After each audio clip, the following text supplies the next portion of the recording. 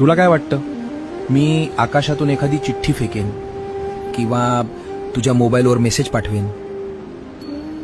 अरे मी रोज तुझ्याशी बोलतोय, पण तुझं लक्ष त्या रडण्यावर आणि हारलेल्या गोष्टींवर इतकं आहे की तुला माझे इशारे समजतच नाहीयेत.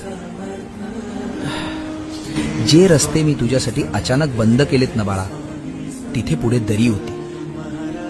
पण तू मात्र जे मिळालं नाही त्यासाठी माझ्या नावावर खडे फोडत बसलायस. तू देवाकडे चमत्कार मागतोस, पण जेव्हा तू आतून पूर्णपणे तुटलेला असतोस आणि तरीही अचानक सकाळी उठून पुन्हा लढण्याची नवी ताकद तुझ्या अंगात येते, तुला काय वाटतं ती ताकद कुठून येते? तो माझाच मेसेज असतो. उठ, मी आहे तुझ्यासोबत. हाच तो माझा निरोप असतो.